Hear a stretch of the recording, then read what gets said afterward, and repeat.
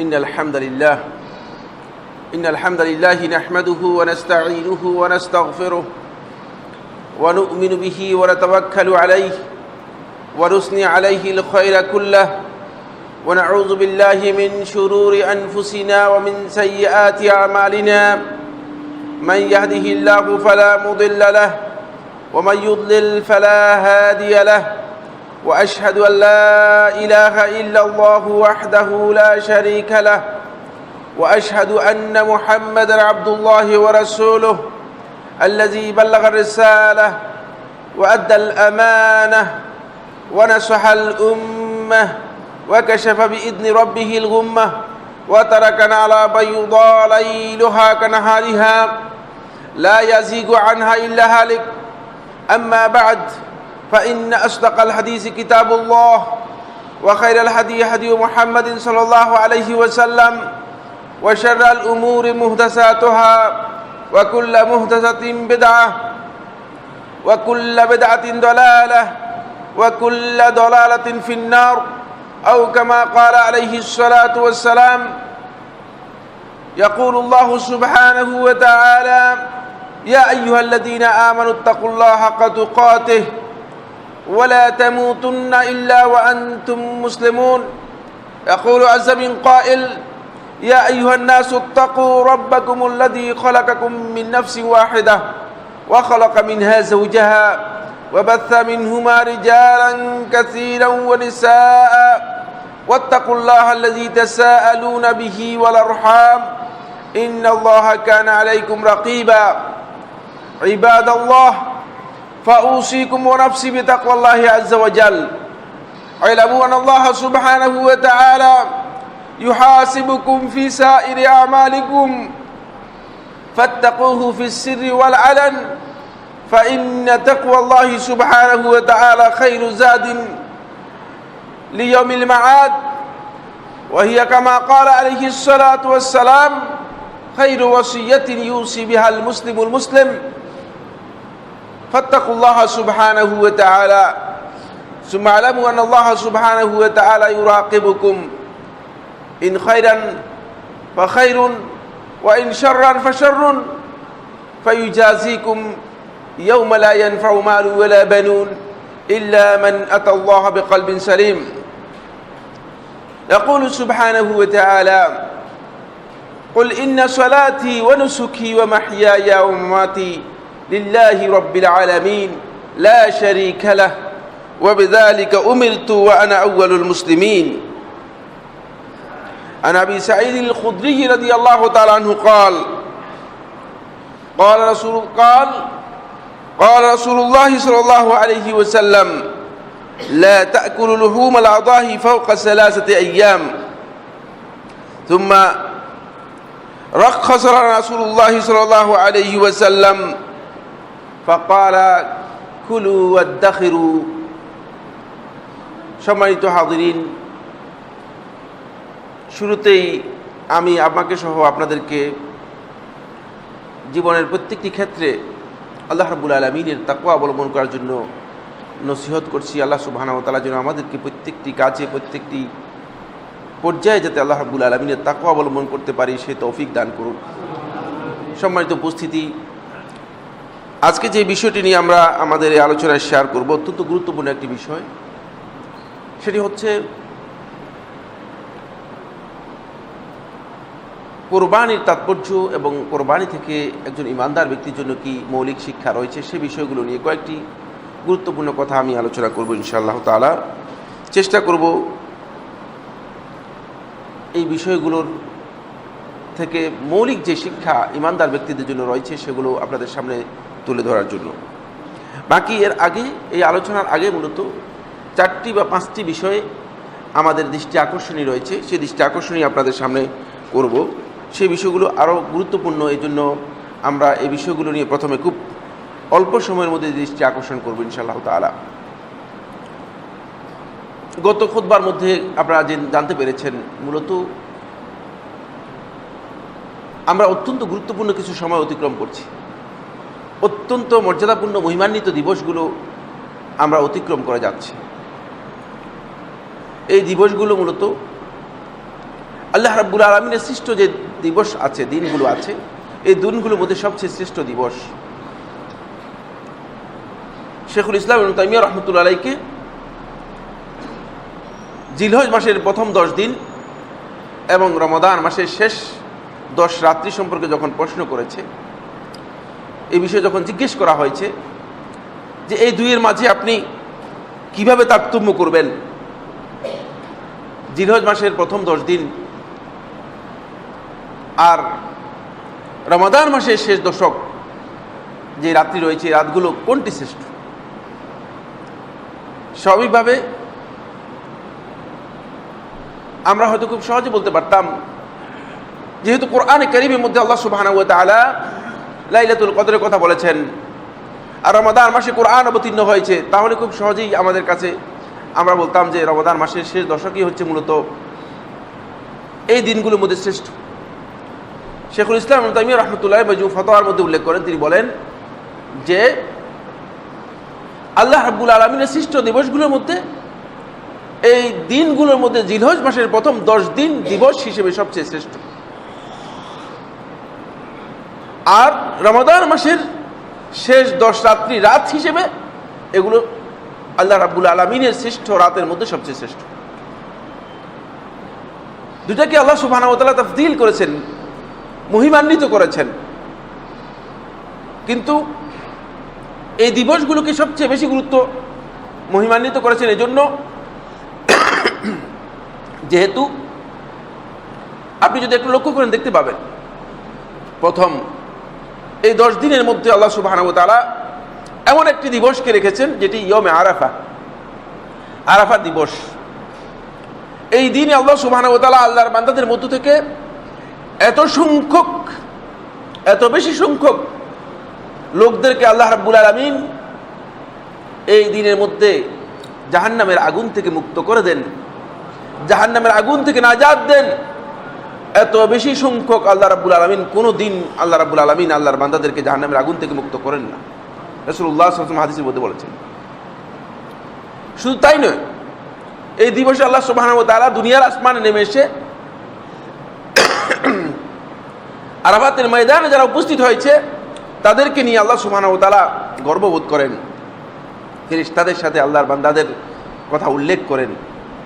এখানেই শেষ নয়, বরং যারা হজে অংশগ্রহণ করতে পারেনি তারা এই দিনের সিয়াম যদি পালন করে থাকে তাহলে আল্লাহ নবী সাল্লাল্লাহু আলাইহি ওয়াসাল্লাম হাদিসের মধ্যে ইরশাদ করেছেন, আহতাসিবু আলাল্লাহ আন ইউকাফিরাস সানাতাল্লাতী ক্বাবলাহ ওয়াল্লাতী বা'দাহ, যে আমি আল্লাহ রাব্বুল আলামিনের কাছে আশাবাদ ব্যক্ত করছি যে আল্লাহ সুবহানাহু ওয়া তাআলা এক দিনের সিয়ামের পরিবর্তে গত বছর এবং আগামী বছরের আল্লাহ রাব্বুল আলামিন সমস্ত সগীরা গুনাহকে ক্ষমা করে দেবেন। এই দিনের ফজিলত এত বেশি। দ্বিতীয় পয়েন্ট হচ্ছে, এই 10 দিনের মধ্যে ইয়াউমুন নাহর রয়েছে, যেদিন আল্লাহ রাব্বুল আলামিনের সন্তুষ্টির জন্য আল্লাহর বান্দাগণ কুরবানি করবে। ফাসাল্লি লিরাব্বিকা ওয়ানহার, আপনার প্রতিপালকের জন্য আপনি সালাত আদায় করুন এবং কুরবানি করুন। এই কুরবানির নির্দেশ পালন করবে আল্লাহ রাব্বুল আলামিনের কাছে অত্যন্ত মর্যাদাপূর্ণ দিবস এই যে কুরবানির এই দিবসটি, এটাও মূলত এই 10 দিনের মধ্যে রয়েছে। আবার এর মধ্যে আরেকটি দিন রয়েছে ইয়াউমুল হাজ্জিল আকবার, হজ্জে আকবরের দিবস। যারা হজে যাবে তাদের জন্য আল্লাহ রাব্বুল আলামিন এই 10 তারিখের দিবসটিকে ইয়াউমুল হাজ্জিল আকবর বলেছে, বড় হজের দিবস। এই দিবসে তারা হজের যে বিধানগুলো আছে সবগুলো এই দিনেই তারা পালন করে থাকে, এই জন্য এটাকে আল্লাহ সুবহানাহু ওয়া তাআলা আখ্যায়িত করেছেন ইয়াউমুল হাজ্জিল আকবর। তাই এই 10 দিনের ফজিলত মূলত অনেক বেশি। সেই দিনগুলো, এই মর্যাদাপূর্ণ দিনগুলো আমরা অতিক্রম করছি, যেগুলো আল্লাহ রাব্বুল আলামিন তার রাসূল সাল্লাল্লাহু আলাইহি ওয়াসাল্লামকে শ্রেষ্ঠত্ব সম্পর্কে বলেছেন এবং এই দিবসগুলোর ফজিলতের ব্যাপারে আল্লাহ নবী সাল্লাল্লাহু আলাইহি ওয়াসাল্লাম সাক্ষ্য দিয়েছেন এইভাবে যে আন্নাহা আফদালু আইয়ামিদ দুনিয়া, দুনিয়ার দিবসগুলোর মধ্যে সবচেয়ে শ্রেষ্ঠ দিবস। এই মর্মে জাবির ইবনে আব্দুল্লাহ রাদিয়াল্লাহু তাআলা বর্ণনা করেন, তিনি বলেন, قال রাসূলুল্লাহ সাল্লাল্লাহু আলাইহি ওয়াসাল্লাম ইরশাদ করেছেন, ফাদুলা আইয়ামাদ দুনিয়া আইয়ামুল আশর, দুনিয়ার যত দিবস আছে সবগুলো দিবসের উপরে আইয়ামুল আশর, জিলহজ মাসের 10 দিন শ্রেষ্ঠত্ব লাভ করেছে, মর্যাদা লাভ করেছে। قال তিনি বলেন, প্রশ্ন করা হলো, ওয়ালা মিসলুহুন্না ফি সাবিলিল্লাহ, হে আল্লাহর রাসূল সাল্লাল্লাহু আলাইহি ওয়াসাল্লাম, এই দিনগুলোর অনুরূপ দিন কি? যারা আল্লাহর রাস্তায় বেরিয়ে যাবে, অর্থাৎ জিহাদ ফি সাবিলিল্লাহের জন্য বেরিয়ে যাবে, তাদের যেই বেরিয়ে যাওয়ার যে দিবস রয়েছে এর চেয়েও কি বেশি শ্রেষ্ঠ এই দিবসগুলো? ক্বালা ওয়ালা মিসলুহুন্না ফি সাবিলিল্লাহ, এই দিবসগুলোর সমপর্যায়ে আসবে না, অনুরূপ হবে না কোনো দিন, যদিও আল্লাহর রাস্তায় জিহাদের উদ্দেশ্যে বেরিয়ে যায় তাও সমপর্যায়ে আসবে না। ইল্লা, তবে রাজুলুন উফিরা ওয়াজহুহু বিত-তুরাব, ওই ব্যক্তির বিষয়টি ব্যতিক্রম যে ব্যক্তি নিজের সব কিছু আল্লাহ রাব্বুল আলামিনের রাস্তায় বিতরণ করে দিয়েছে, জীবনটাও আল্লাহ রাব্বুল আলামিনের রাস্তায় বিতরণ করে শহীদ হয়ে গিয়েছে, তার বিষয়টি ভিন্ন। যেহেতু সে সব কিছু দিয়েছে, এই জন্য আল্লাহ রাব্বুল আলামিন তাকে সেই মর্যাদা দেবেন। ইমাম বাজ্জার তার মুসনাদের মধ্যে হাদিসটি বর্ণনা করেছেন, ইবনে হিব্বান সহিতে বর্ণনা করেছেন, শেখ নাসিরুদ্দিন আলবানী রহমতুল্লাহ হাদিসটিকে সহি বলেছেন। 10 দিনের ফজিলত সম্পর্কে ইতিপূর্বে আপনাদের সামনে অত্যন্ত গুরুত্বপূর্ণ আলোচনা হয়েছে, সেটা আমার আলোচ্য বিষয় না। শুধু একথা বলতে চাচ্ছি যে এই গুরুত্বপূর্ণ দিবসগুলো কিন্তু আমাদের কাছ থেকে অতিক্রম করে যাচ্ছে, এই সময়টি আমরা অতিক্রম করছি। আসুন, এখানে আমরা যে বিষয়টি নিয়ে আজকের আলোচনায় বলেছি যে 5টি পয়েন্টে আমরা দৃষ্টি আকর্ষণ করব। প্রথম পয়েন্টটি হচ্ছে সাওম ইয়াউমে আরাফা, আরাফাত দিবসের সিয়াম নিয়ে আমি কথা বলবো। এটি অত্যন্ত গুরুত্বপূর্ণ একটি বিষয়, কারণ অল্প আগেই আমি আবু কাতাদা রাদিয়াল্লাহু তাআলার হাদিসের দিকে আপনাদেরকে ইঙ্গিত করেছিলাম। বলেছিলাম যে আবু কাতাদা রাদিয়াল্লাহু তাআলা বর্ণনা করেন, তিনি বলেন যে রাসূলুল্লাহ সাল্লাল্লাহু আলাইহি ওয়াসাল্লাম ইরশাদ করেছেন, সিয়াম ইয়াউম আরাফা ইউকাফিরু আসরাত আল্লাতী ক্বাবলা ওয়াল্লাতী বা'দাহ, যে আরাফার সিয়াম মূলত গত বছর এবং আগামী বছর 2 বছরের যে গুনাহ রয়েছে, গুনাহকে মিটিয়ে দেয় বা মুছে দেয়।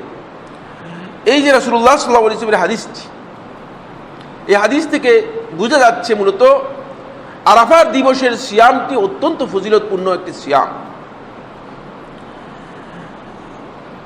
এখানে আমরা যে বিষয়টি নিয়ে দৃষ্টি আকর্ষণ করতে চাচ্ছি সেটা হলো এই আরাফাত দিবসের সিয়ামটা, সেটা আমরা কোন দিন পালন করব, এ নিয়ে একটু বিতর্ক তৈরি হয়েছে।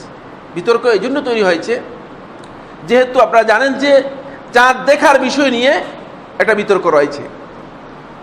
সে চাঁদ দেখা কি সারা পৃথিবীতে, মানে একদিনেই যে কোথাও পৃথিবীর চাঁদ দেখা গেলেই সারা পৃথিবীতে কি একদিনেই সেটা কাউন্ট হবে, মানে একদিনেই চাঁদ দেখা ধরা হবে এবং একদিনেই ঈদ করা হবে, নাকি পৃথিবীর যে ভূখণ্ডে যারা যখন চাঁদ দেখবে তখন ঈদ করবে? আপনারা এই মাসালা জানেন, এই মাসালা দীর্ঘ আলোচনা রয়েছে, বিতর্কও রয়েছে। এটার উপর ভিত্তি করে ইয়াউমে আরাফার সিয়াম কি জিলহজ মাসের 9 তারিখে পালন করবেন না কিভাবে পালন করবেন, এ নিয়ে আলেমদের মধ্যে একটা বিতর্ক তৈরি হয়েছে। এই বিতর্কের মূলত মানে আগের মাসআলার সাথে সম্পৃক্ততা নেই, এই জিনিসটুকু খুব সহজে বুঝার উপলব্ধি করার বিষয় রয়েছে। কারণ আগের যে মাসআলাটি সিয়াম এবং ঈদ, সেটা কি আপনি পালন করবেন চাঁদ দেখে না না দেখে? আল্লাহ নবী সাল্লাল্লাহু আলাইহি ওয়াসাল্লাম এই ব্যাপারে স্পষ্ট বক্তব্য দিয়েছেন, ওয়ালা তাসুমু হাত্তা তারাউহু ওয়ালা তুফতিরু হাত্তা তারাউহু, তোমরা ততক্ষণ পর্যন্ত সিয়াম পালন করবে না, ততক্ষণ পর্যন্ত তোমরা ঈদ পালন করবে না, যতক্ষণ পর্যন্ত চাঁদ দেখবে না। যেহেতু রাসূলুল্লাহ সাল্লাল্লাহু আলাইহি ওয়াসাল্লাম চাঁদ দেখার সাথে এটাকে সম্পৃক্ত করেছেন, আর আপনি কনফার্ম হবেন চাঁদ দেখেছেন, তাহলে আপনি সিয়াম পালন করবেন, সিয়াম শুরু করবেন। আপনি কনফার্ম হবেন চাঁদ দেখেছেন, তাহলে আপনি ঈদ করবেন অথবা সিয়াম ভঙ্গ করবেন, ইফতার করবেন। এই মাসআলার উপর নির্ভর করবে না দ্বিতীয় মাসআলাটি, সেটা হচ্ছে আরাফার দিনের সিয়ামের মাসআলাটি এর উপর নির্ভর করবে না। এই জন্য যেহেতু আরাফার দিনের এই সিয়ামের বিষয়টি আরাফার সাথে সম্পৃক্ত, আর আরাফা পৃথিবীতে 10 জায়গার কোথাও নেই, আরাফা যেখানে রয়েছে সেখানেই যে সিয়াম পালন করা হবে এর সাথে সম্পৃক্ত। ফলে আল্লাহ নবী সাল্লাল্লাহু আলাইহি ওয়াসাল্লামের সমস্ত হাদিসগুলোকে আরাফার সিয়াম সম্পর্কে যদি কেউ একসাথ করে, তিনি দেখতে পাবেন যে রাসূলুল্লাহ সাল্লাল্লাহু আলাইহি ওয়াসাল্লাম যেই ফজিলতের কথা উল্লেখ করেছেন, সেই ফজিলতকে রাসূলুল্লাহ সাল্লাল্লাহু আলাইহি ওয়াসাল্লাম এই ফজিলতের সবব কারণ কি সেটা একসাথে উল্লেখ করে দিয়েছেন হাদিসের মধ্যে। এটাকে উল্লেখ করে দিয়েছেন যে আরাফার উকুফের সাথে সম্পৃক্ত হচ্ছে আরাফাত দিবস। তাই এই দিনের সিয়াম হয় মূলত সৌদি আরবে আরাফার উকুফ যেদিন হবে সেদিনই। যেমন এই বছর এটা হলো 11 তারিখ, রবিবার হবে এই দিনের সিয়াম। কেউ কেউ প্রশ্ন করতে পারেন যে স্বাভাবিক নিয়ম অনুযায়ী তো 9 তারিখ হওয়ার কথা ছিল, 9 জিলহজের হওয়ার কথা ছিল, সেটা এরপরের দিন সোমবার হওয়ার কথা ছিল। কিন্তু কেন আপনি সেটা বলছেন না, বরং আপনি বলছেন যে এটা মানে 8ই জিলহজ, আমাদের দেশের হিসাব অনুযায়ী 8ই জিলহজ হবে এবং আমাদের হিসাব অনুযায়ী সেটা 8ই জিলহজ হয়। তাহলে তো আমি মানে 9 তারিখে সিয়াম পালন করলাম না। কারণ হচ্ছে আরাফার ওই দিবসকে যেহেতু ওকুফের সাথে সম্পৃক্ত করা হয়েছে, তাই কোনো ব্যক্তি যদি ওই দিনে আরাফার ময়দানে উপস্থিত না হয়ে তার হিসাব অনুযায়ী যদি সে পরের দিন আরাফার ময়দানে উপস্থিত হয়, দুনিয়ার সমস্ত উলামায়ে কেরামের ইজমা অনুযায়ী তার হজ হবে না, তার হজ হবে না। যেমনিভাবে সে আগের দিন যদি আরাফার ময়দানে উপস্থিত হয় তাহলে তার হজ হবে না। আর আপনি যদি আপনার হিসাব অনুযায়ী এর 9 তারিখে আপনি যদি জিলহজের 9 তারিখে যদি আপনি আরাফার সিয়াম পালন করেন, তখন হাজী সাহেবগণ ইয়ামুল হাজ্জিল আকবরে ঢুকে গিয়েছে এবং তারা সবাই মুজদালেফা এবং মিনাতে চলে গিয়েছে। তাহলে এটাকে দুনিয়ার কোনো আলেম কথা বলবে না এটাকে ইয়মে আরাফা, যে এই দিন আরাফা দিবস, কারণ এটা আরাফা দিবস নয়, আরাফার দিন শেষ হয়ে গিয়েছে। ফলে সেখানে কোনো অবস্থাতেই এই বিধান প্রযোজ্য হবে না, শুদ্ধ হবে না যে আরাফা দিবসের সিয়াম পালন করবে 9 তারিখে। একদল উলামায়ে কেরাম এখন এই ফতোয়া দিচ্ছেন।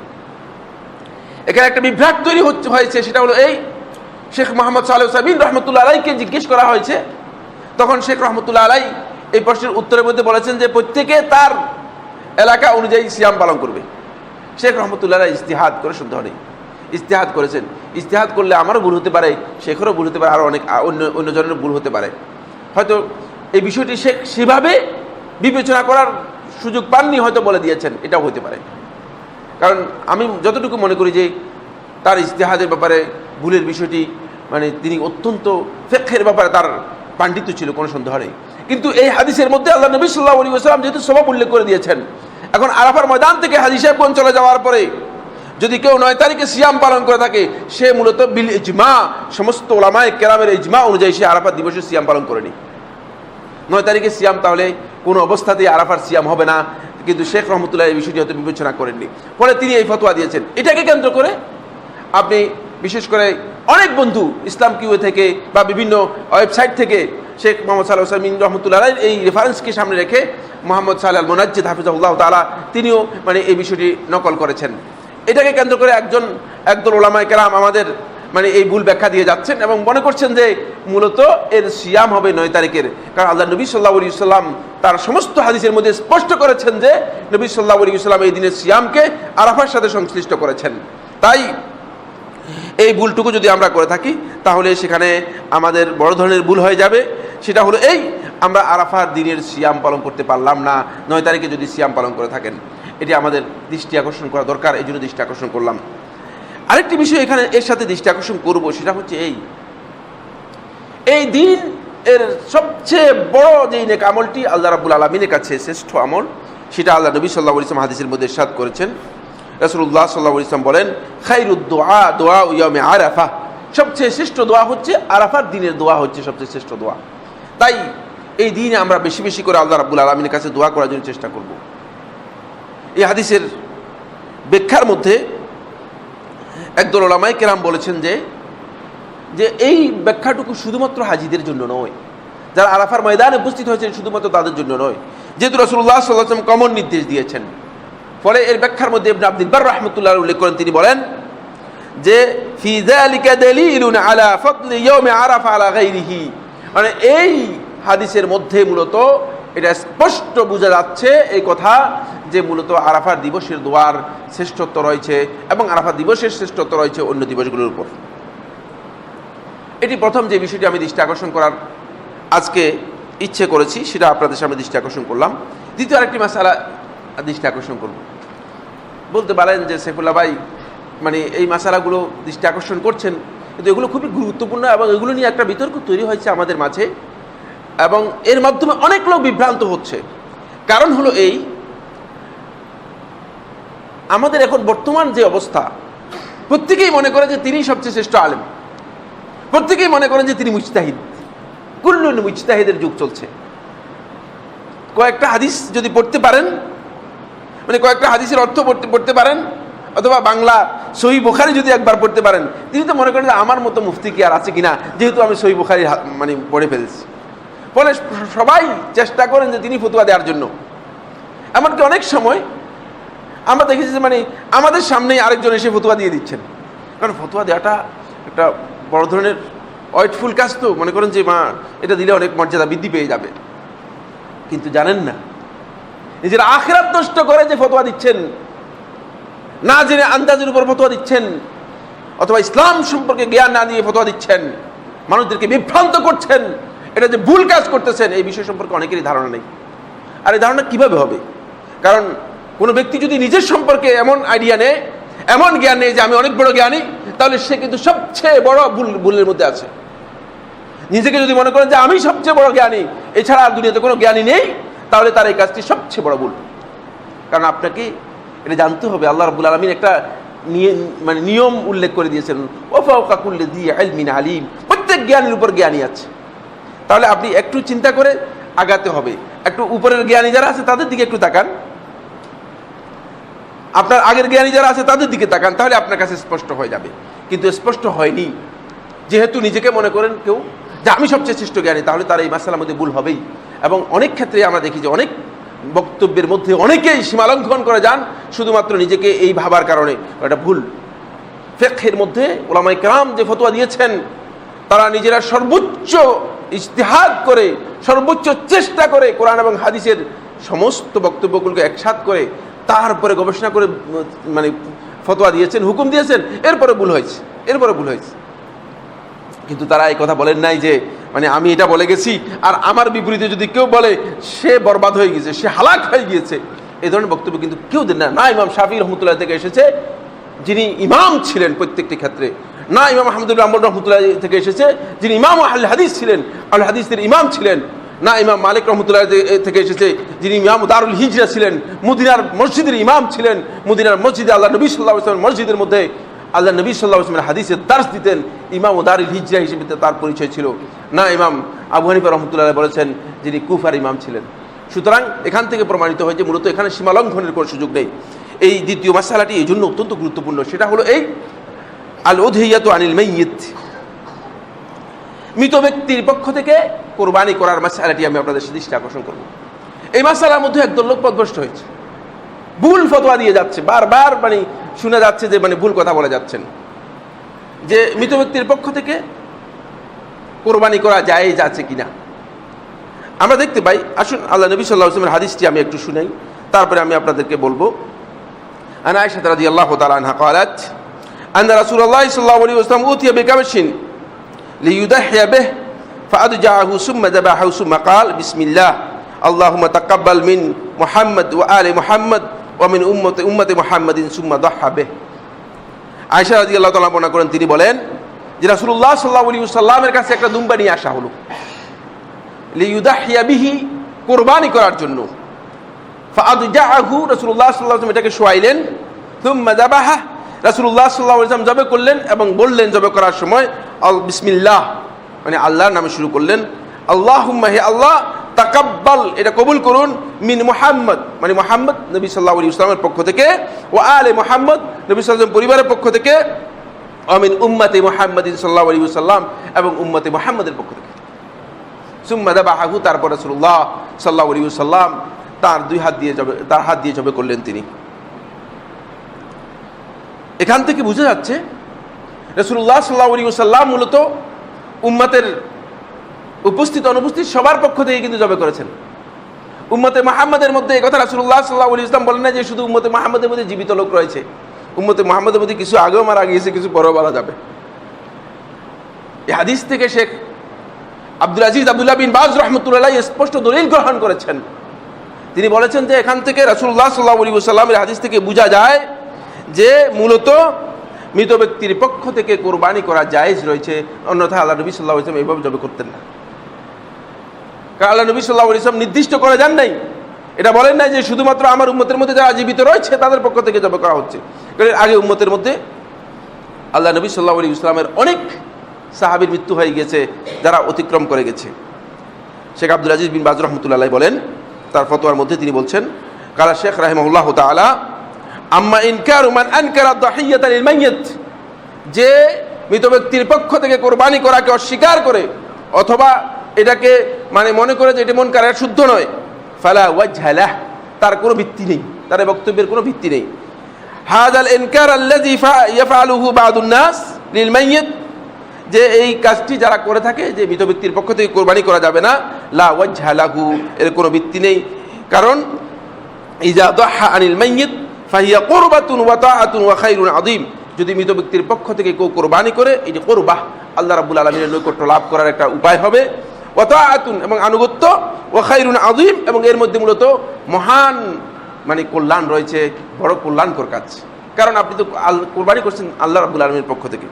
এটি অনেক বিস্তারিত আলোচনা, একদিনের একটা দীর্ঘ আলোচনার বিষয়, শুধুমাত্র দৃষ্টি আকর্ষণ করার জন্য বলছি।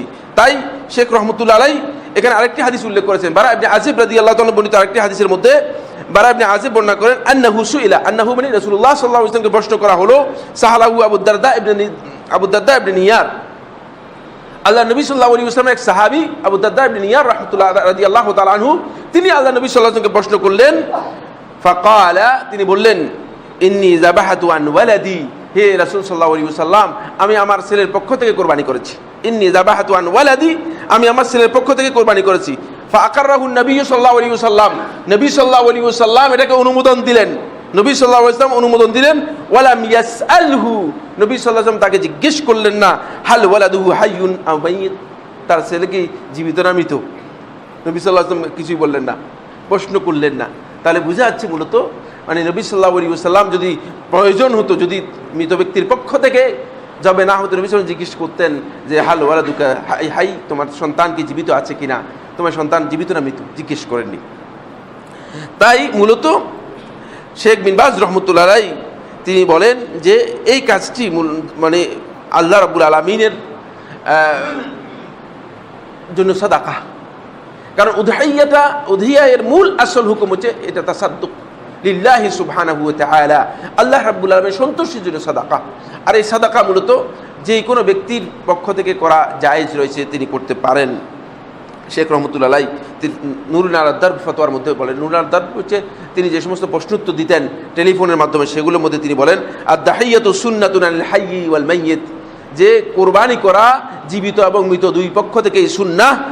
এমন ওয়াল্লাযী ইয়াকুলু আন্নাহা বিদআ, যারা এই কথা বলে থাকে এটি বিদআত, ফাকাদ গালাতা, সে মূলত ভুল বলেছে। কারণ নবী সাল্লাল্লাহু আলাইহি ওয়াসাল্লামের সুন্নাহ থেকে মূলত এমনটি বোঝা যায়। আমি এখানে একটি বিষয়ে দৃষ্টি আকর্ষণ করবো, সেটা হচ্ছে এটা নবী সাল্লাল্লাহু আলাইহি ওয়াসাল্লাম হাদিস থেকে বোঝা যায়।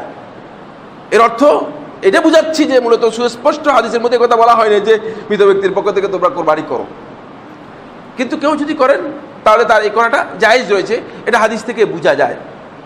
তবে আমি সালাফদের আমলগুলো যখন দেখেছি, সালাফদের আমল থেকে মূলত এটা সুস্পষ্টভাবে মানে ব্যাপক আমল এটি সাব্যস্ত হয়নি, সালাফদের আমল ব্যাপকভাবে সাব্যস্ত হয়নি। কিন্তু সাহাবীদের অনেকের কাছ থেকে আমল সাব্যস্ত হয়েছে, যেখান থেকে তারা মৃত ব্যক্তির পক্ষ থেকে কোরবানি করেছেন মর্মে বিভিন্ন রেওয়ায়েত রয়েছে। রেওয়ায়েতগুলোর মধ্যে কিছু দুর্বল রয়েছে, কিছু বিতর্কিত রয়েছে। এটা হলো দ্বিতীয় যে বিষয়টি দৃষ্টি আকর্ষণ করার জন্য আমি আজকের আলোচনার মধ্যে ইচ্ছা করেছিলাম। মূলত এ নিয়ে অনেক প্রশ্ন, অনেক বিভ্রান্তি আছে। কিন্তু কেউ যদি তার মৃত ব্যক্তির পক্ষ থেকে কোরবানি করতে চায়, তাহলে তাকে নিষেধ করার জন্য যেই দলিল দরকার বা এই কাজটা বৈধ নয় বলার জন্য যে দলিল দরকার, সেই দলিল মূলত নেই। শরীয়তের বিধান মানে নিষেধ করতে হলে, কোনো জিনিস হারাম করতে হলে দলিল দিতে হবে আপনাকে, না আপনি এখন হারাম করে দিচ্ছেন কিসের ভিত্তিতে? আর আল্লাহ নবী সাল্লাল্লাহু আলাইহি ওয়াসাল্লামের কমন হাদিসের বক্তব্যগুলো থেকে এটা বোঝা যাচ্ছে, যেহেতু এই কাজটি সহিহ হাদিস দ্বারা সাব্যস্ত হয়েছে, তাই হাদিসের নির্দেশনা থেকে এটা বোঝা যায় যে এটি জায়েজ রয়েছে। তৃতীয় আরেকটি মাসআলা নিয়ে দৃষ্টি আকর্ষণ করব, সেটাও খুবই ইম্পর্টেন্ট মাসআলা।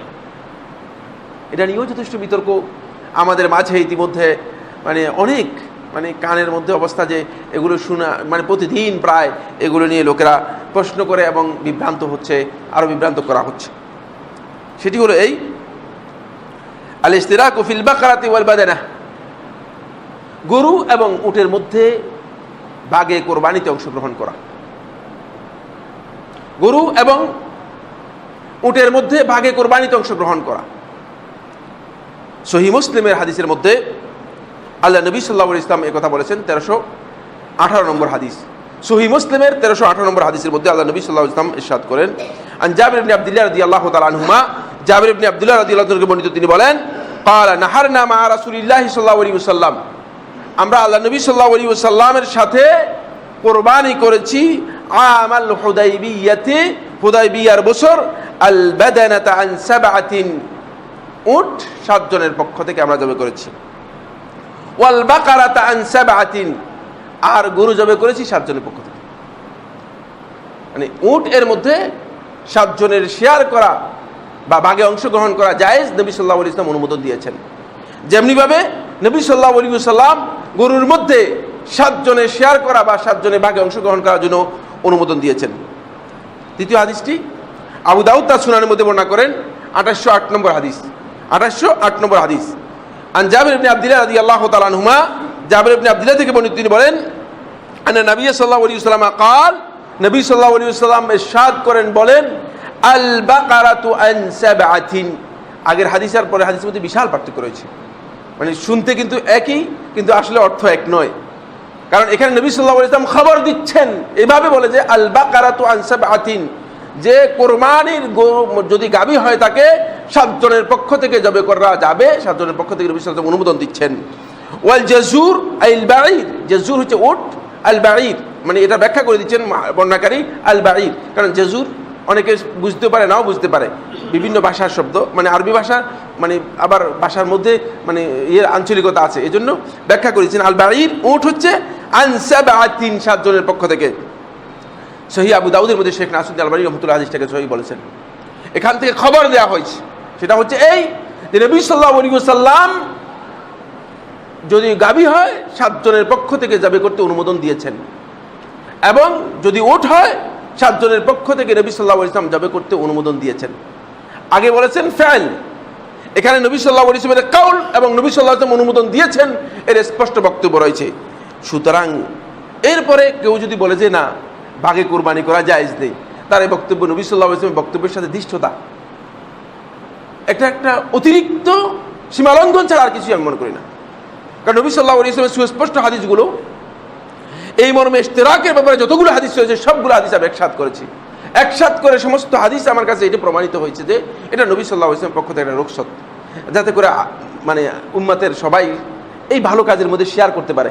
আপনি একজন লোককে যদি আমাকে বলা হয়, আমাকে ব্যক্তিগতভাবে বলা হয়, হয়তো একটা গরু কেনার জন্য সম্ভব নাও হতে পারে, ঠিক একজন লোককে মানে গরু কেনার জন্য যদি বলেন সম্ভব নাও হতে পারে, উট কেনার জন্য বলেন সম্ভব নাও হতে পারে, কিন্তু সে যদি একটা উটের মধ্যে 7 জনের শেয়ার করে তাহলে তার জন্য এটা সহজ হতে পারে।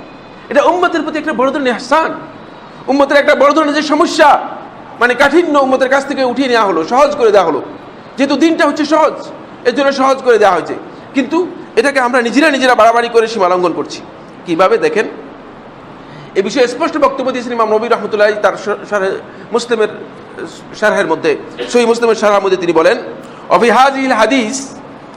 হাযিহিল আহাদিস আন্নাল বাদনাতা তুজজিউ আন সাবআতিন।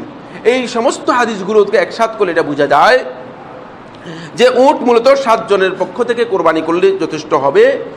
ওয়াল বাকারাতু আন সাবআতিন, এবং ওয়াল বাকারাতু আন সাবআ, এবং গাভী 7 জনের পক্ষ থেকে যথেষ্ট হবে। ওয়া তাকুমু কুল্লু ওয়াহিদাতিন মাকামা সুবহি শিরা, এবং প্রত্যেকটা উট এবং গাভী এই দুটাই মাকামা সুবহি শিরা, 7টি উটের 7টি ছাগলের একটা মানে 7টি ছাগলের একটি ছাগলের মানে প্রত্যেকটা বাঘের একটা বাঘ মানে একটা বংশ মানে একটা ছাগলের সমপর্যায়ে আসবে। মানে চাই 7টা ছাগল জবে করলে যেই হুকুম হবে, ঠিক একটা উট জবে করলে একই হুকুম হবে। 7টা জবে মানে ছাগল জবে করলে যে হুকুম হবে, একটি গাভী বা গরু জবে করলে একই হুকুম হবে। এই বিষয়ে সৌদি আরবের সর্বোচ্চ ওলামা পরিষদের ওলামায়ে কেরাম, হাইয়াত কেবার ওলামাকে যখন প্রশ্ন করা হলো, আল্লাহ দাইম আল ইফতা যখন তাদেরকে প্রশ্ন করা হলো, তারা স্পষ্ট তাদের ফতোয়ার মধ্যে বলেছেন, তুজিউল বাদানাতু ওয়াল বাকারাতু আন সাবআতিন, যে উট এবং গাভী বা গরু বলেন মানে আন সাবআতিন 7 জনের পক্ষ থেকে যথেষ্ট হবে। সাওয়াউন কানু মিন আহলি বাইতিন ওয়াহিদ, তারা সবাই যদি এক পরিবারের হয় এতে কোনো অসুবিধা নেই। আও মিন বুয়ুতিন মুতাফাররিকিন, অথবা অন্যান্য পরিবার থেকে হয়, 7 জনের পক্ষ থেকে অংশগ্রহণ করলে হবে। এবং এই মাসআলার মধ্যে মূলত প্রায় সমস্ত উলামায়ে কেরামের ইজমা নকল করেছেন, একাধিক আহলুল ইলম ইজমা নকল করেছেন, যে সমস্ত উলামায়ে কেরামের এই উম্মতের ইজমা নকল করা হয়েছে। যদি কেউ এই মাসআলার মধ্যে দ্বিমত পোষণ করে থাকেন, তিনি মূলত শায বা ব্যতিক্রম ধর্মী বক্তব্য দিয়েছেন, যে বক্তব্য কোনো ক্ষেত্রেই ফিকহের মধ্যে গ্রহণযোগ্য নয়। এবং এই মাসআলার মধ্যে আমরা দেখতে পেয়েছি যে কিছু সংখ্যক ভাই না বুঝে এলোমেলো বক্তব্য দিয়ে আরেকটি বিভ্রান্তি তৈরি করার জন্য চেষ্টা করছেন। বন্ধুগণ, এটা এই জন্য দৃষ্টি আকর্ষণ করলাম, ইসলাম সহজ, আদ-দীনু ইউসর, ইসলামের মধ্যে কাঠিন্য নেই।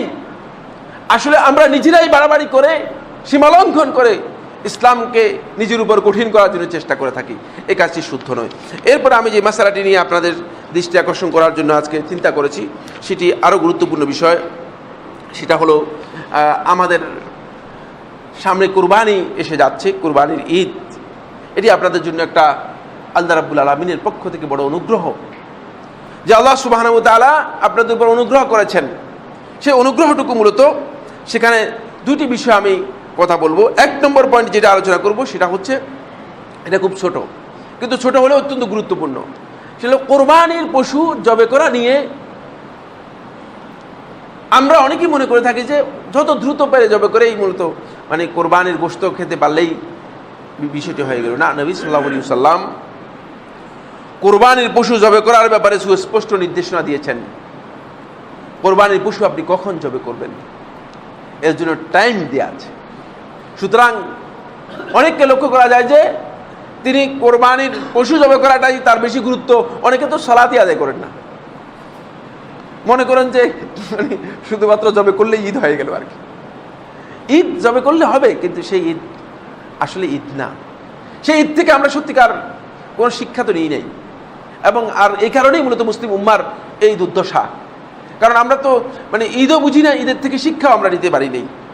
আল্লাহ নবী সাল্লাল্লাহু আলাইহি ওয়াসাল্লাম এই হাদিসের মধ্যে ইরশাদ করেন, মান দাহা ক্বাবলা সলাতি ফাইন্নামা ইয়াযবাহু লিনাফসিহি, যে ব্যক্তি সালাতের ঈদের সালাত আদায় না করে ঈদের সালাতের আগে জবে করলো, ফাইন্নামা ইয়াযবাহু লিনাফসিহি, সে নিজের জন্য জবে করেছে, নিজের গোশতের জন্য জবে করেছে। তার এই জবে আল্লাহ রাব্বুল আলামিনের কাছে খুব দরকার নেই। এখন আপনাকে খেয়াল রাখতে হবে যে আপনি মূলত ঈদের সালাতের আগে কি কোরবানি করতেছেন না পরে কোরবানি করতেছেন, সেটা আপনাকে খেয়াল রাখতে হবে। ওমান যাবাহা বা'দা সালাহ, যে ব্যক্তি ঈদের সালাতের পরে জবে করলো, ফাকাদ তাম্মা নুসুকুহু, তার কোরবানি পরিপূর্ণ আদায় হলো। ওয়া আসাবা সুন্নাতাল মুসলিমিন, এবং মুসলিমদের সুন্নাত সে লাভ করতে পারলো, অনুসরণ করতে পারলো। মুসলমানদের সুন্নাত হচ্ছে মূলত কোরবানির পশু তারা জবে করবে ঈদের সালাতের পরে। এই হাদিসের মধ্যে আল্লাহ নবী সাল্লাল্লাহু আলাইহি ওয়াসাল্লাম শুধু এতটুকু বলেছেন যে ফাইন্নামা ইয়াযবাহু লিনাফসিহি, সে শুধুমাত্র নিজের জন্য জবে করলো, মানে নিজে খাওয়ার জন্য জবে করেছে। অন্য আরেকটি রাওয়ায়াতের মধ্যে এসেছে যে মানে এটা শুধুমাত্র কোরবানি হয় নাই, বরং এটা গোশত খাওয়ার জন্য হয়েছে, মানে এই কোরবানিটুকু শুধুমাত্র গোশতের জন্য হয়েছে। কিন্তু আরেকটি হাদিসের মধ্যে আল্লাহ নবী সাল্লাল্লাহু আলাইহি ওয়াসাল্লাম, এটিও সহিহ বুখারী ও মুসলিমের মধ্যে এসেছে, আরেকটু কঠিন করেছেন। যে বলেন, মান কানা যাবাহা ক্বাবলা সালাহ, যে ব্যক্তি নামাজের আগে জবে করলো, ফালইউইদ মাকানাহু উখরা, সে ওই স্থানে আরেকটা জবে করতে হবে। তাকে নবী সাল্লাল্লাহু আলাইহি ওয়াসাল্লাম আরেকটা জবে করতে নির্দেশ দিয়েছেন। এর অর্থ হচ্ছে এই, তার জবেটুকু মূলত আল্লাহ রাব্বুল আলামিনের কাছে কোরবানি হিসেবে গ্রহণযোগ্যই হয়। স্বাভাবিকভাবে আপনি যদি এমনিই জবে করেন তো সাদাকা করতে পারেন, কিন্তু উযহিয়ার কোরবানি যদি হয়, তাহলে এই কোরবানিটুকু মূলত আল্লাহ নবী সাল্লাল্লাহু আলাইহি ওয়াসাল্লাম যেভাবে টাইম দিয়েছেন সেভাবে শুরু করতে হবে। মুসলমানদের ইবাদতের মধ্যে, মুসলমানদের ঈদের মধ্যে মূলত ইবাদতকে সবচেয়ে বেশি গুরুত্ব দেওয়া হয়েছে, আর ঈদ শুরু হয় মুসলমানদের সালাতের মাধ্যমে। এখন আপনি যদি উল্টা পিছনের দিক থেকে আপনার ঈদ শুরু করেন জবে করার মাধ্যমে, তাহলে বুঝতে হবে মূলত আপনার এই জবেটুকু শুদ্ধ হয়নি। ফলে আল্লাহ নবী সাল্লাল্লাহু আলাইহি ওয়াসাল্লাম বলছেন, ফালইউইদ, সেজন্য আরেকটা জবে করে, তার এতটুকু জবে যথেষ্ট হবে না, আল্লাহ রাব্বুল আলামিনের কাছে গ্রহণযোগ্য হবে না। তাই নবী সাল্লাল্লাহু আলাইহি ওয়াসাল্লাম জবের জন্য যে সময় দিয়েছেন সেটা আমাদের খেয়াল রাখতে হবে। অনেকে মানে কোরবানির গোশের তাড়াতাড়ি রেডি করার জন্য মনে করেন যে না আগে জবে করে দিয়েই তারপরে সালাত আদায় করে থাকি, এবং এটি বিভিন্ন জায়গায় গ্রামে গঞ্জে বিভিন্ন জায়গায় হয়ে থাকে। ওলামায়ে কেরাম একটি মাসআলার মধ্যে একটু বিতর্ক করেছেন। সেই মাসআলাটি হচ্ছে এই, এমন দূরবর্তী পল্লীতে বা গ্রামে আছে যেখানে সালাত সম্পর্কে তার ঈদের সালাত হয়েছে কিনা তার জানা নেই, তাহলে সেই ব্যক্তি কি করবে? সে ব্যক্তি ঈদের সালাতের আগে যদি জবে করে ফেলে, অথচ সে জানে না যে আসলে ঈদের সালাত সম্পন্ন হয়েছে কিনা, যদি সে তাহাররি করে অনুসন্ধান করে যে হ্যাঁ ঈদের সালাত এই সময়ের মধ্যে শেষ হয়ে যেতে পারে, আর এরপরে যদি সে জবে করে তাহলে তার কোরবানি হয়ে যাবে, যেহেতু এই মাসআলাটি একটা ভিন্ন মাসআলা। কারণ এই লোকের কাছে তথ্য পৌঁছার সুযোগ নেই। কিন্তু এই যুগে, ডিজিটাল যুগে, বর্তমান যুগে এটা খুব কঠিন। কারণ গ্রামে গঞ্জে, শহরের চেয়ে আরও ফেসবুকের বেশি, বক্তব্য বেশি, সবার কাছে ফেসবুক আছে, সুতরাং এখন আর এটি বলার সুযোগ নেই। আরেকটি মাসআলা দৃষ্টি আকর্ষণ করবো বলছিলাম, সেটা আরও গুরুত্বপূর্ণ। সেটা হলো এই কুরবানির গোশত ভক্ষণ, বন্টন ও সংরক্ষণ, এটা নিয়ে আমি একটু কথা বলবো আপনাদের সাথে। এই জন্য বলবো কারণ এই মাসআলাটিও আমাদের জন্য খুবই ইম্পর্টেন্ট।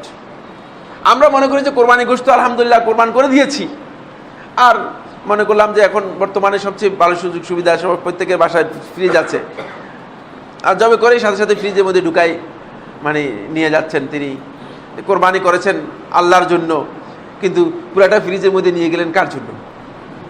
জিনিসটা একটু চিন্তা করেন নাই?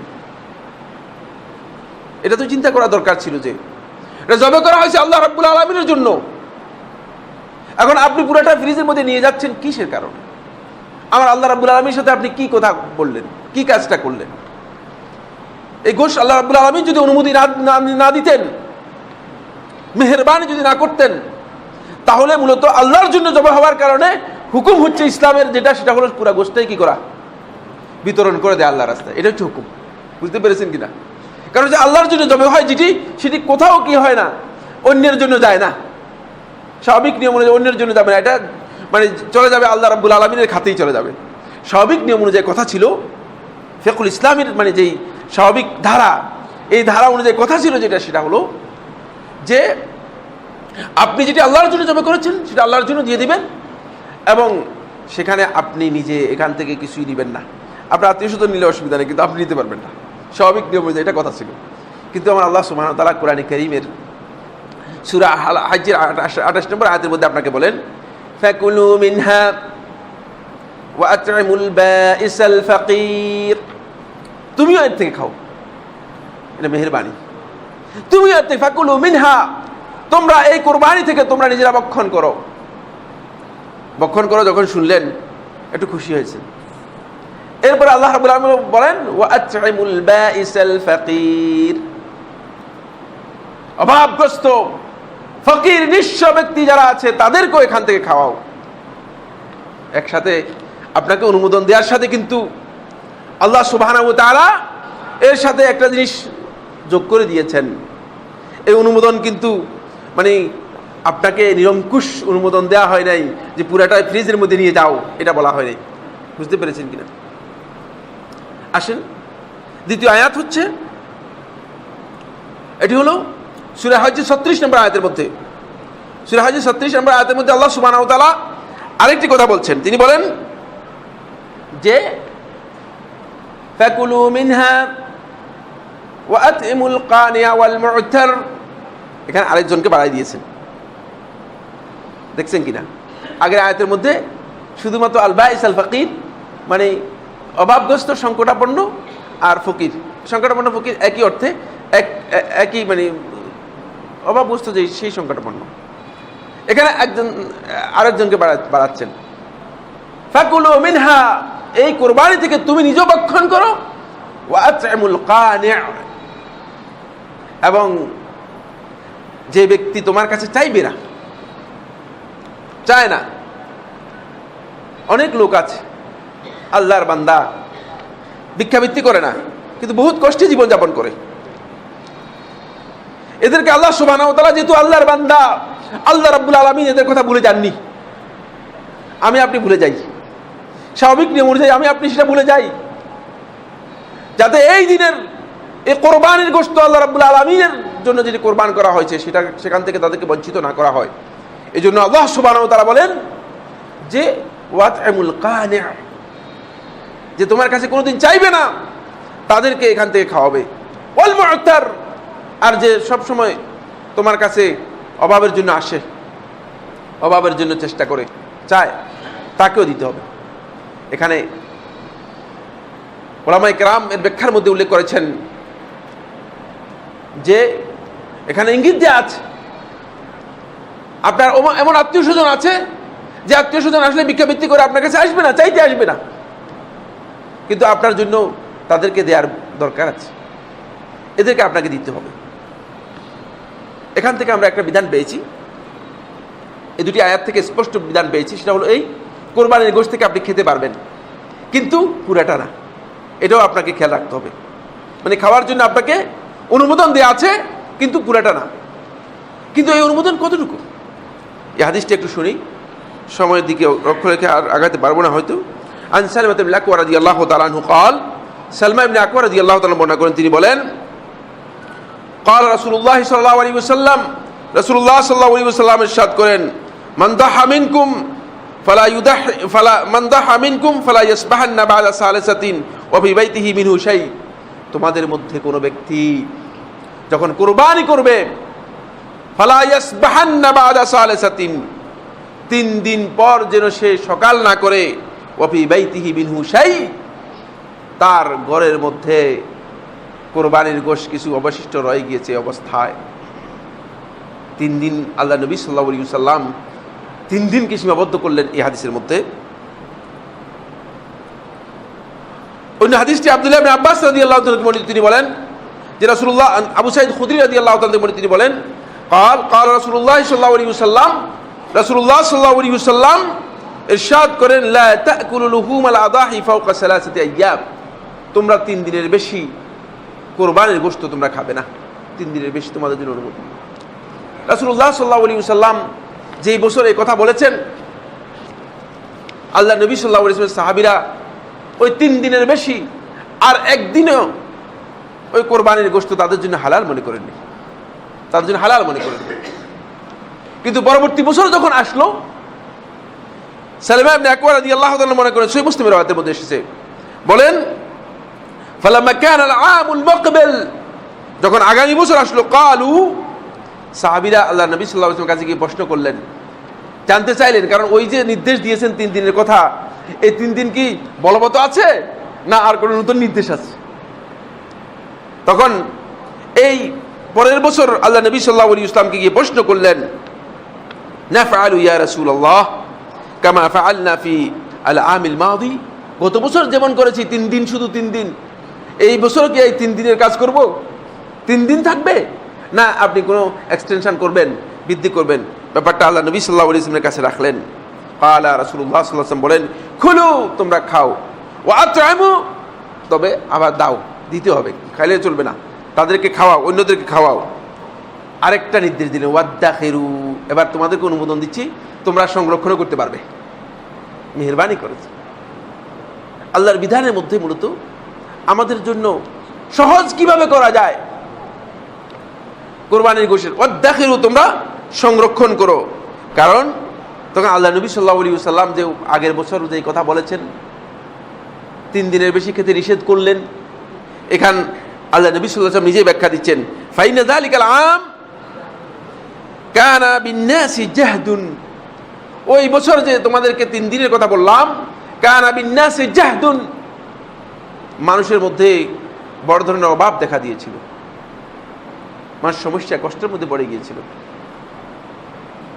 এই কারণে ফাআরাদতু আন তুঈনু ফীহিম, আমি ইচ্ছা পোষণ করেছিলাম যে তোমরা তাদেরকে সাহায্য করো, কোরবানির গোশত দিয়ে অন্তপক্ষে তারা সাহায্য পাক, এই জন্য আমি ইচ্ছা করেছিলাম যে তোমাদেরকে বলেছি 3 দিনের কথা। বন্ধুগণ, এখান থেকে অনেকগুলো মাসআলা বেরিয়েছে এই হাদিস থেকে, কিন্তু আমাদের নির্ধারিত সময় শেষ হয়ে গিয়েছে। শুধু একটি কথা বলতে চাই যে নবী সাল্লাল্লাহু আলাইহি ওয়াসাল্লাম মেহেরবানি করে আমাদেরকে খেতেও যেভাবে অনুমতি দিয়েছেন, তেমনিভাবে আমাদেরকে ইদ্দাখিরু, এটাকে সংরক্ষণ করতে অনুমোদন দিয়েছেন। কোন কোন রাওয়াতে বলছে ইত্তাজিরু, মানে এর মাধ্যমে তোমরা সওয়াবের আশা করো। মানে রাসূল সাল্লাল্লাহু আলাইহি ওয়াসাল্লাম সংরক্ষণের নির্দেশ দিয়েছেন, আর সওয়াবের আশা করতে বলেছেন। এই যে সংরক্ষণের নির্দেশ দিয়েছেন, এই সংরক্ষণ আমি কিভাবে করব? সালফে সালেহিন কিভাবে সেটা বন্টন করতেন? আব্দুল্লাহ ইবনে আব্বাস রাদিয়াল্লাহু তাআলা এই হাদিসটি উল্লেখ করেই আমি আপনাদের সাথে আজকে আর আলোচনা করতে চাইবো না। সেটা হচ্ছে এই আব্দুল্লাহ ইবনে আব্বাস রাদিয়াল্লাহু থেকে বর্ণিত, কি মওকুফ আসার থেকে বর্ণিত হয়েছে। তিনি বলেন ওয়াস সুন্নাতু ফিল উদহিয়াতি আন ইউকাসসিমাহা সালাসান। এই বর্ণনাগুলো থেকে এবং রাসূলুল্লাহ সাল্লাল্লাহু আলাইহি ওয়াসাল্লামের নির্দেশনা, কোরআনের আয়াত থেকে এটা প্রতীয়মান হয়েছে স্পষ্টভাবে, কোরবানির গোশত বন্টনের ক্ষেত্রে সুন্নাহ হচ্ছে এটাকে তিন ভাগে বিভক্ত করা। সুলুসুন লাহু ওয়া লিআহলি, তিন ভাগের এক ভাগ নিজের জন্য, পরিবার পরিজনের জন্য। ওয়া সুলুসুন ইয়াতাসাদ্দাকু বিহি, আর তিন ভাগের এক ভাগ সদকা করার জন্য। ওয়া সুলুসুন ইয়াহদি বিহি, আর তিন ভাগের এক ভাগ মানুষদেরকে হাদিয়া দেওয়ার জন্য, যারা পড়োশী আছে অথবা আত্মীয় স্বজন আছে তাদেরকে হাদিয়া দেওয়ার জন্য। আব্দুল্লাহ ইবনে আব্বাস রাদিয়াল্লাহু তাআলা আনহু এইভাবে আমল করতেন মর্মে সহিহ হাদিসের মাধ্যমে সাব্যস্ত হয়েছে। তাই আমরাও চেষ্টা করি সমস্ত গোশ আল্লাহ রাব্বুল আলামিনের সন্তুষ্টির জন্য যদি বিতরণ করতে বলা হতো, তাহলে আমি আপনি তো বিতরণ করতাম কোন সন্দেহ নেই। কিন্তু আল্লাহর বান্দাগণ আমাদের পাশেই ক্ষুধার্ত থেকে যাবে, যারা নিজেদের জীবনে একদিনের জন্য গোশ খেতে পারে নাই। হয়তো বলতে পারেন যে সাইফুল্লাহ ভাই, এ ধরনের ঘটনা আসলে ঘটছে কিনা? ঘটেছে, বহু আছে, বহু লোক রয়েছে যারা হয়তো পুরা বছরের মধ্যে একবার গোশ খেতে পারে না, পুরা বছরের মধ্যে একবার গোশ খেতে পারে না। তাই তাদের প্রতিও তো আমাদের হক রয়েছে। আল্লাহর এই কুরবানির মাধ্যমে ইব্রাহিম আলাইহিস সালাতু ওয়াস সালাম নিজের সন্তানকে জবে করে দিলেন, ইসমাঈলকে জবে করলেন। জবের কাজ সম্পন্ন হয়ে যাওয়ার পর ইসমাঈলকে জবে করা হয়নি, দেখতে পেলেন ফাফাদাইনাহু বিযবহিন আযীম। আল্লাহ সুবহানাহু ওয়া তাআলা সূরা সাফফাতের মধ্যে ইরশাদ করেন যে বিশাল এক কুরবানি জবে করে দিয়েছেন, ইসমাঈলকে জবে করতে পারেন নাই।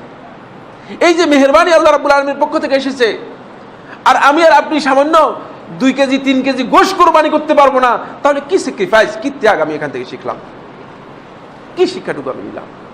এই জন্য আসুন না কোরবানি গোশত ভক্ষণ এবং বন্টন এর মধ্যে আমি সত্যিকার ইনসাফ করতে পারি, তার আমার আল্লাহ সুবহানাহু ওয়া তাআলা দেখবেন যে আপনি আসলে সত্যিকার কোরবানি কার জন্য করেছেন। এখানেই মূলত দলিল পেয়ে পাওয়া যাবে, এখানেই সত্যিকার দলিল পাওয়া যাবে। আল্লাহ সুবহানাহু ওয়া তাআলা আমাদের সবাইকে বিষয়গুলো উপলব্ধি করার তৌফিক দান করুন।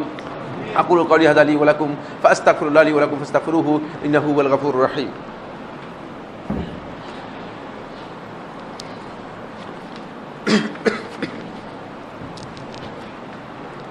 আলহামদুলিল্লাহ আলহামদুলিল্লাহ আলা ইহসানিহি ওয়া শুকরু লাহু আলা তাওফীকিহি ওয়া ইমতিনানিহি ওয়া আশহাদু আল লা ইলাহা ইল্লাল্লাহু ওয়াহদাহু লা শারীকা লাহু তা'যীমান লিশানিহি ওয়া আশহাদু আন্না মুহাম্মাদান আবদুল্লাহি ওয়া রাসূলুহু আদ-দাঈ ইলা রিদওয়ানিহি ওয়া আলা আলিহি ওয়া আসহাবিহি ওয়া ইখওয়ানিহি ওয়া বা'দ। সম্মানিত হাজিরিন, আরেকটি বিষয় দৃষ্টি আকর্ষণ করার জন্য আমাকে বলা হয়েছে, সেটি হচ্ছে অনেককে দেখা যায় তার পুরো সম্পদটাই হারাম। আল্লাহ রাব্বুল আলামিন আমাদের সবাইকে ক্ষমা করুন, বলুন আমিন। অনেককে দেখা যায় তার পুরো সম্পদটাই হারাম, হয়তো হারাম চাকরি করে থাকেন, অথবা হারাম ভাবে ইনকাম করে থাকেন, অথবা হারাম কোনো কাজে নিজেকে জড়িত রেখেছেন, সুদের কাজে জড়িত রেখেছেন, সব সময় সুদের কাজে নিজে জড়িত, নিজের ইনকাম পুরোটাই হারাম।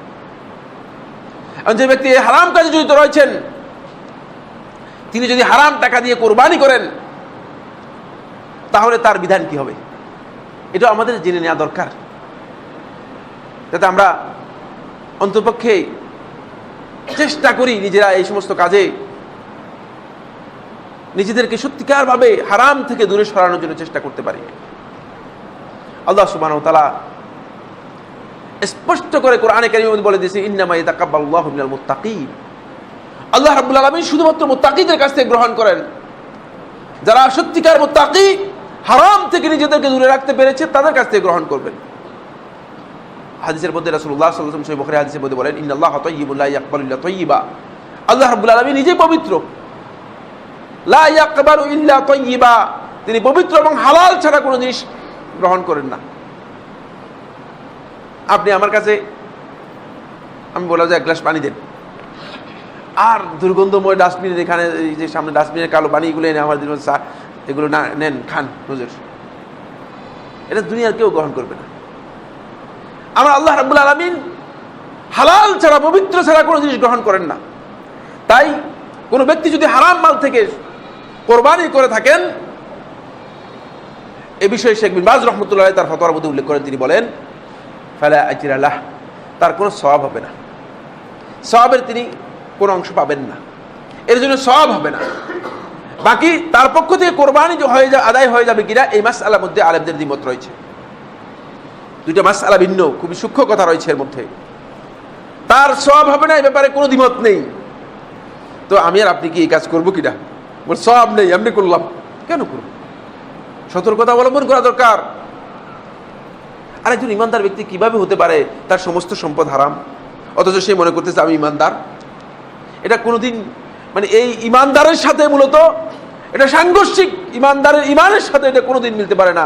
যদি মিলে তাহলে বলতে হবে আল্লাহ তাআলা কোরআনে কারিমে সূরা বাকারার মধ্যে বলেছেন যেটি সেটি, বি'সা মা ইয়া'মুরুকুম ঈমানুকুম ইন কুনতুম সাদিকিন, তোমাদের ঈমান কতই নিকৃষ্ট যে তোমাদের ঈমান তোমাদেরকে এই খারাপ কাজ করতে বলেছে। সুদের সাথে থাকার জন্য আপনাকে আপনার ঈমান বলতে পারে? কখনো না, কখনো না। কিন্তু তার এই কোরবানি মানে আদায় হবে কিনা এ নিয়ে আলেমদের মধ্যে দ্বিমত রয়েছে। একদল উলামায়ে কেরাম বলেছেন যে মানে তার এই জবেটুকু যথেষ্ট হয়ে যাবে, কোরবানির হুকুমটুকু আদায় হবে, কিন্তু সে সওয়াব পাবে না, সওয়াব পাবে না ব্যাপারে দ্বিমত নেই। আরেকদল উলামায়ে কেরাম বলেছেন তার এই জবেটুকুও মূলত যথেষ্ট হবে না। এটাই বিশুদ্ধ বক্তব্য, কারণ হারাম কোন অবস্থায় গ্রহণযোগ্য নয়। আল্লাহ সুবহানাহু ওয়া তাআলা আমাদের সবাইকে তৌফিক দান করুন। ইবাদাল্লাহ, ইন্নাল্লাহা ইয়ামুরু বিল-আদলি ওয়াল ইহসানি ওয়া ইতাইযিল কুরবা ওয়া ইয়ানহা আনিল ফাহশাই ওয়াল মুনকারি ওয়াল বাগyi ইয়া'iযুকুম লা'আল্লাকুম তাযাক্কারুন ফাযকুরুল্লাহাল আযীমাল জালীল ইয়াযকুরুকুম ওয়াশকুরুহু আলা আলাইহি ওয়া নি'আমিহি ইয়াজিদকুম ওয়া লাযিকরুল্লাহি আকবার ওয়াল্লাহু ইয়া'লামু মা তাসনাউন।